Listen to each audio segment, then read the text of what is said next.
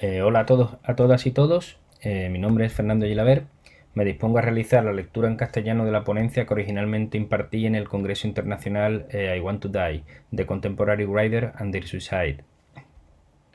Tal congreso se celebró en inglés, pero en la labor de acercar las lecturas allí realizadas a los investigadores en nuestro idioma, la organización del evento nos ha solicitado a los autores que hablamos en castellano la posibilidad de grabar en vídeo dicha conferencia en nuestro idioma.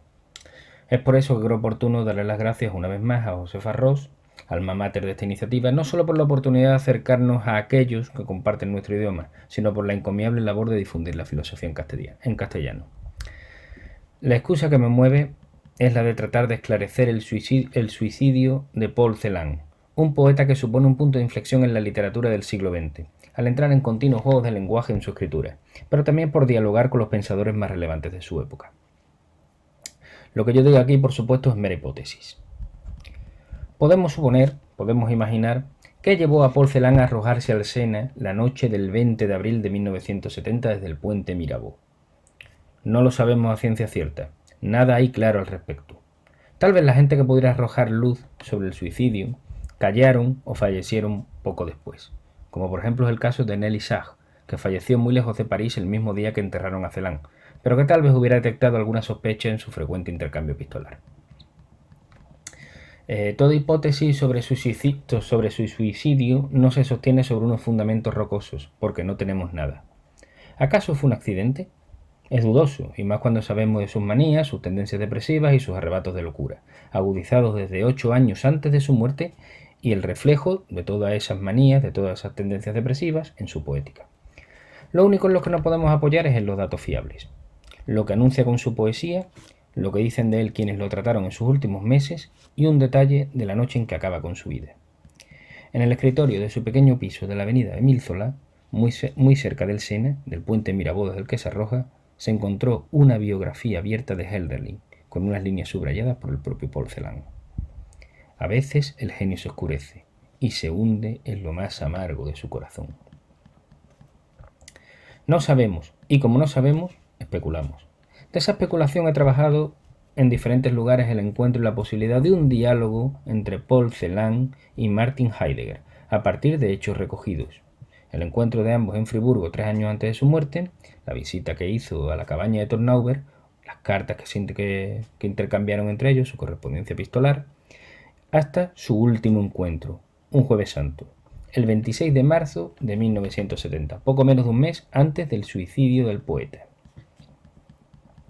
Todo este trabajo, presentado en algunas ponencias y seminarios entre amigos, y solo publicado en alguna ocasión, siempre ha girado en torno al silencio y en torno a Auschwitz, al campo de concentración. No va a ser tampoco muy diferente, puesto que hablaremos de la palabra que no llega y ese silencio provoca el abismo. ¿Por qué el silencio? El mutismo, el silencio, es terrible y más aún en el caso de Celan, un poeta, porque el silencio es la misma nada, la imposibilidad del decir, aun cuando esa imposibilidad sea intencional. El silencio es el martirio del poeta, porque la actividad poética es el decir, incluso el decir con el silencio. A partir de una hipótesis de diálogo entre Heidegger, un filósofo que los profanos de su filosofía destacan más sus vínculos con el nacionalsocialismo que su grandeza filosófica, y Celan, un superviviente del campo de concentración, voy a tratar de reconstruir una hipótesis del suicidio del poeta. Me gustaría ubicar dicho diálogo en la cabaña que Heidegger poseía en Tornauber, donde tantas tentativas de establecer el núcleo de la interpretación entre Heidegger y Celan ha habido, como es el caso del trabajo de Hans-Georg Gadamer y del profesor chileno Pablo Oyarzún. Pero es que el establecer un diálogo entre ambos es difícil, por no decir imposible. Me atrevo a decir que sus silencios hablan idiomas distintos. El centro de ese posible diálogo fallido es un poema recogido en la obra póstuma de Celan, el Lichtschwan.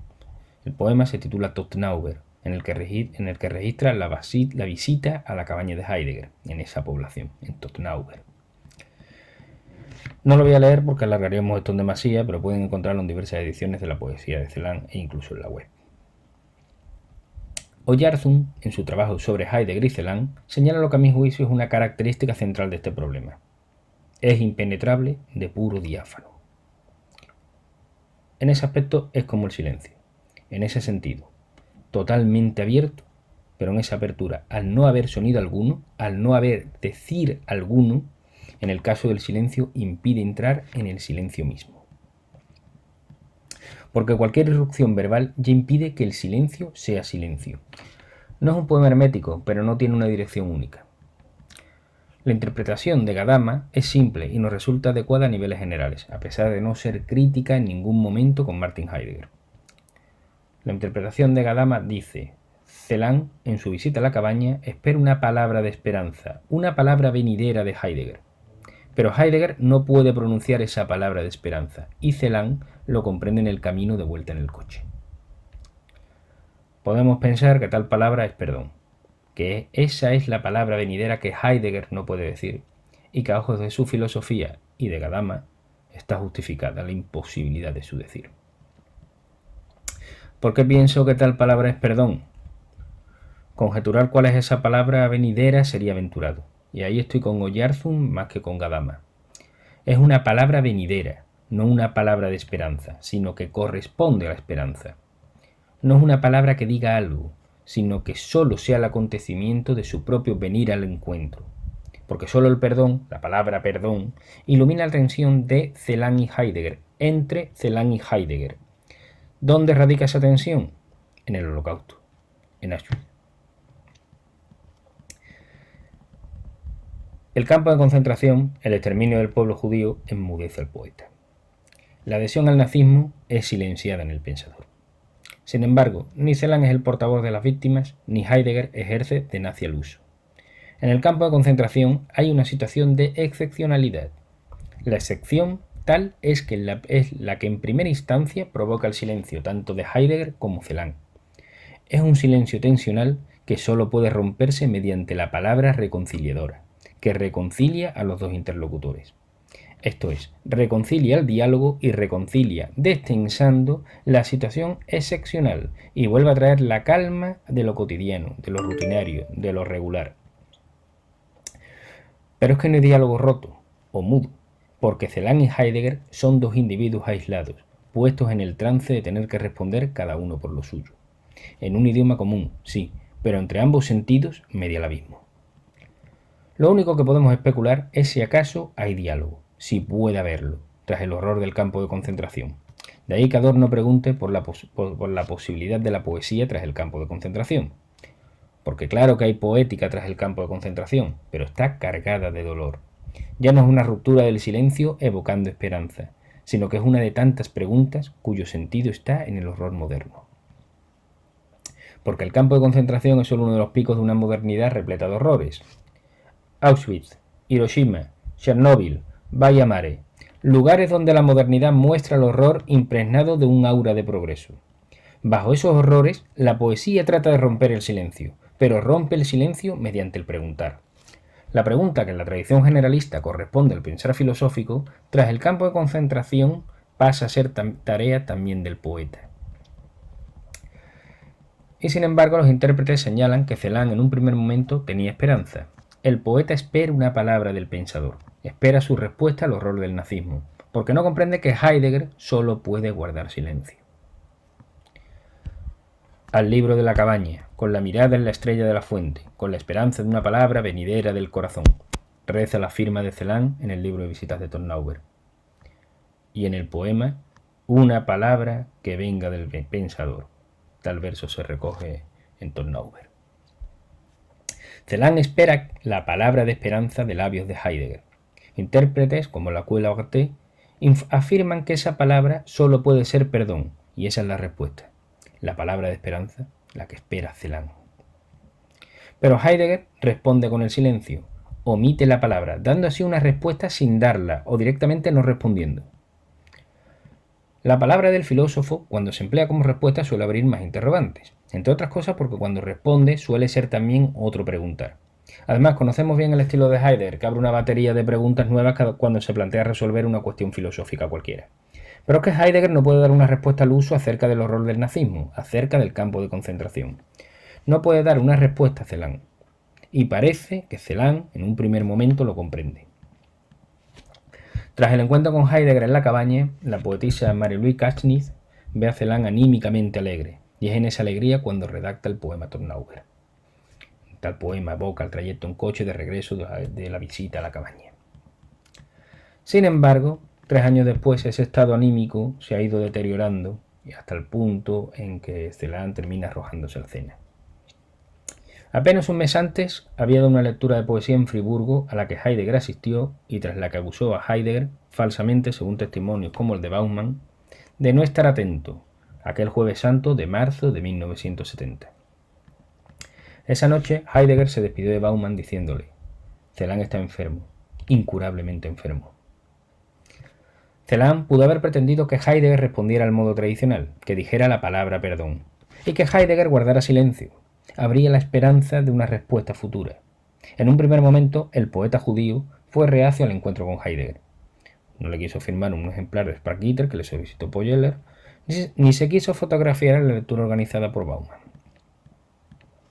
Porque a ojos de Celan el diálogo estaba roto al ser Heidegger miembro del partido nazi, al ser de algún modo cómplice del campo de concentración.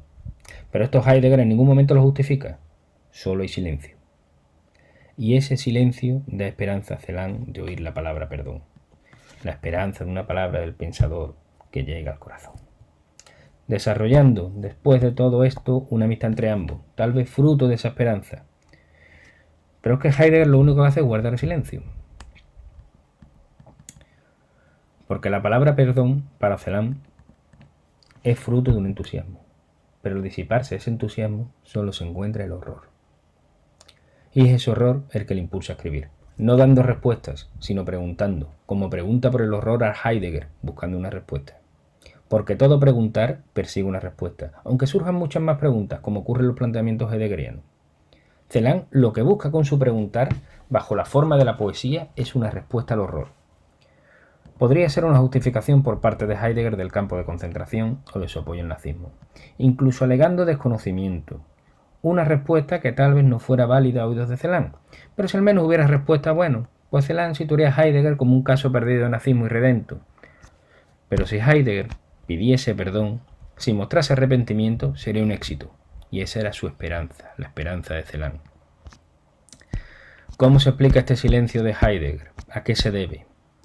Celan no es un filósofo como Heidegger, y si tenía interés en la figura y los planteamientos del pensador de la Selva Negra, además de por su adhesión al nazismo, creo más bien que era por el lenguaje repleto de neologismos que emplea y que se agudiza en su filosofía tardía, donde por ejemplo el ser se expresa tachado y con la Y, sein. Paradójicamente, creo que el poeta, sin embargo, esperaba respuestas racionales. La razón debiera poner la palabra perdón en labios del filósofo. La razón, caballo de batalla de la tradición filosófica desde que Sócrates y Platón entran en escena en el ágora ateniense, impone un modelo racionalista de lenguaje cerrado. Ese lenguaje cerrado sirve para explicar sin fisuras los planteamientos científicos. Puede servir para dar una argumentación que explique mundo y que consagre sociedad. Pero con ese lenguaje no se puede responder a horrores como el campo de concentración. Cuando pensamos en él, buscamos respuestas y nuestra razón entra en cortocircuito. Heidegger sí parece sospechar que toda palabra que dijera Celan sobre el campo de concentración sería un abismo. No se puede hablar del campo de concentración diciendo sí o no. De ahí el silencio. No se puede, pero no por la masacre, no por haber sido nazi. Heidegger guarda silencio por sí mismo, por encontrarse en la tesitura de pensar el campo de concentración, de dar una palabra tras el campo de concentración. Porque siguiendo Adorno, tras Auschwitz, no se puede hacer poesía. Puede hablarse sobre Auschwitz, como lo hace Celan, ahí está el poema, por ejemplo, Todesfuge. Puede hablarse del horror, del sufrimiento de los judíos, pero Heidegger no puede hablar sobre sí mismo en relación con el nazismo, porque no ha sido consecuente con su propio pensar, el que se despliega en Ser y Tiempo. Porque la existencia, el Dasein, pierde su contraparte auténtica y se somete voluntariamente al Das Man, al estadio medio de la cotidianidad. Heidegger se vincula al nazismo, que tiene una variante hiperracionalista al albergar un componente científico que justifica lo alemán, lo ario en clave biológica o racial, si bien de forma amañada. Aunque Heidegger mismo defendiera más lo alemán en clave espiritual, sobre todo en términos de lenguaje. Siguiendo el amaño de la razón que hace el nazismo, el pueblo alemán establece un dominio científico sobre el resto de pueblos, porque su superioridad es justificada bajo preceptos biológicos. Pero si se recurre al espíritu, no hay tal predominio de unos sobre otros, puesto que, si tomamos el vínculo de espíritu y lenguaje, un judío puede hablar perfectamente alemán. No hay una superioridad antisemita de índole espiritual. Cuando entremezclamos lo que hemos señalado del lenguaje, el espíritu y el campo de concentración, nos encontramos con un abismo que la razón no puede responder. La razón nazi, es decir, una razón, una pseudo razón, una razón falsa, amañada, lo justifica. Porque no parece haber una verdadera respuesta del orden de lo racional para el campo de concentración. Y aunque Adorno señala en varios lugares de su obra, que no lo dice solo una vez, que no se puede hacer poesía tras Auschwitz, sin embargo, la única respuesta posible es lo poético. El silencio de Heidegger es un silencio poético. Solo mediante la poesía se puede nombrar al abismo, porque el lenguaje racionalista es un lenguaje cerrado, mientras que el lenguaje poético es abierto. Esto que comprendía también Celan, sin embargo, no facilitó el diálogo, porque al igual que el poema Todtnauber, de tan diáfano que es, ese lenguaje se torna impenetrable. Porque la pregunta por el campo de concentración sí se responde mediante la razón. Resulta que en el fondo es la vieja pregunta de la Teodicea, pero traducida al nuevo lenguaje del siglo XX. La pregunta de la Teodicea era: si existe el mal, ¿cómo puede justificarse la existencia de Dios? Ahora esa pregunta Adorno la ha vuelto estética. Si existe el horror del campo de concentración, ¿cómo puede haber poesía? Ese cambio es un episodio más de la secularización que da lugar a toda la historia universal y que está en el centro de la crisis de la conciencia europea que propicia cada cambio epocal. En el mundo moderno se han suprimido los límites que imponen los valores de la voluntad humana, y con esa supresión surge el nihilismo. La nada pura, que es lo que vemos en el campo de concentración. Auschwitz es nihilismo puro, porque allí la razón zozobra, la razón se queda muda. Ese mutismo no es un silencio poético, sino porque no puede decir nada más mediante sus propios mecanismos. Y con el nihilismo imperante, la masa no sabe cómo orientarse. De modo que el estatus que había conseguido la razón a lo largo de la tradición se va al traste en el siglo XX. Cada época tuvo una serie de figuras predominantes. Primero fue Dios, y allí se originó la pregunta teodiceica acerca del mal. La segunda figura fue el imperio, que dio una primera respuesta ya secularizada a la teodicea. Después vino la humanidad, luego el Estado, la libertad, la ciencia, todas figuras predominantes que en algún momento designan lo que es válido y lo que no. Detrás de todo ese proceso late la razón. Pero la razón, como ente secularizador, ahora zozobra. Todas las figuras que han sido predominantes a lo largo de la tradición, en un momento determinado cambiaban y se convertían en pura nada. Solo quedaban unos rescoldos: la religión, la política, el humanismo, que no sirven como criterios últimos para tomar decisiones, puesto que en ese determinado momento dejan de marcar la pauta de lo que es o no válido. Pero el problema que se da desde el siglo XX es que la razón, que está tras todos esos cambios, lo que impulsaba a sustituir a las figuras predominantes en el momento determinado en el que se mostraban débiles, es ahora lo que naufraga. Y con la razón en quiebra se abre la puerta al relativismo y al nihilismo. En estos tiempos de penuria se han erigido figuras vacuas y efímeras que saben de su provisionalidad, a la espera de una nueva figura que tal vez no llegue jamás. Digámoslo con Hölderlin. ¿Será esa la página que leía Celan cuando salía de casa en dirección al puente Mirabeau? Cuando los viejos dioses han muerto y los nuevos aún no han aparecido en este mundo. La figura provisional por excelencia, me atrevo a aventurar, es el arte, la poética, que toma el papel de lo divino. Si existe el mal, ¿cómo puede justificarse la empresa artística? Fue Nietzsche quien antepuso el arte, la poética, como figura predominante en nuestra época, sobre todo porque sus concepciones estéticas, con los ejemplos de la tragedia griega y la música, rompen de manera abierta con la razón. Para Nietzsche, el mal es un concepto que proviene de la moral, y el arte debe estar más allá de todo eso. Pero Nietzsche yerra al querer derivar de la empresa artística hacia la ciencia, cuya razón de ser, valga la redundancia, es la razón. La razón ha de estar también por encima del bien y del mal, y ese es el mismo criterio que los nazis emplean en el campo de concentración. Otro motivo más para señalar el hiperracionalismo nazi. Porque Auschwitz es resultado de una industria cultural derivada de la razón, aunque parezca a todas luces irracional. La muerte del judío es un hecho racional para el nazi, porque es un acto de dominio de la razón sobre la naturaleza en clave biológica, porque la biología ya no es un estudio de la naturaleza, sino el dominio de la especie elegida, los arios sobre el resto. La razón elimina el dolor del campo de concentración. Pero en la poética de Celan, en el silencio de Heidegger, solo está el acontecimiento lleno de dolor, dolor que incluso puede ser necesario, pero que sin embargo, ante él, ante el dolor, se guarda silencio. Porque no es pedir perdón por Auschwitz. El campo de concentración se puede decir. Es una industria como otro cualquiera que participa de la esencia de la razón y la técnica. La razón y la técnica imponen sus condiciones al ser humano y lo arrastran al nihilismo al apresar a la naturaleza, que se torna como un fondo disponible para la actuación conforme al dominio. Y en esa naturaleza está el ser humano mismo, formando parte de ese fondo con el que se puede experimentar. El campo de concentración es la forma elevada a la máxima potencia de ese nihilismo que arrasa con todo a través de su dominio.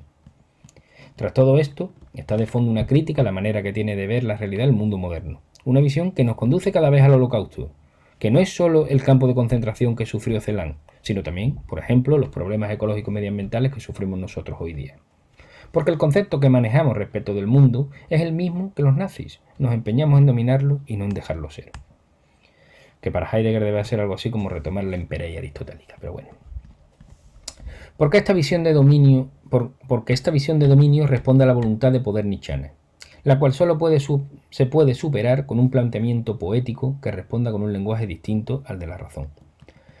La poética alude a la actividad creadora, dota de existencia a lo que no la tiene, pero en el lenguaje cotidiano es mera lírica, es una creación, pero que ya no tiene el carácter de volver a hacer presente.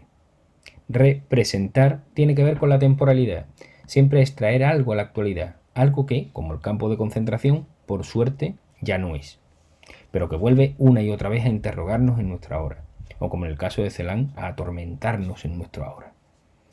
Al traer algo a la presencia, solo ese hacer presente mismo indica aquello que se hace presente, sin una ulterior suposición y conclusión, que es el modo del argumento racional. Frente al argumento racional, que sigue una línea argumental cerrada, la poética alude al lenguaje del silencio, basado en un estar abierto de muchas formas. El pensar y la poética son cooriginarios, al estar apoyados en el silencio, por lo que el filósofo y el poeta son los fundadores del lenguaje. Pero el lenguaje es más originario que la poesía y el pensamiento mismo. De ahí la urgencia de la pregunta por el lenguaje. Y más originario aún es todavía el silencio. Por eso, Paul Celan vive en la angustia. Porque no puede encontrar la palabra perdón en el lenguaje del exterminio. Porque hablar de perdón implica un cierre que no es posible poéticamente. Solo queda el silencio, porque pedir perdón se convierte precisamente en un abismo insalvable. Muchas gracias.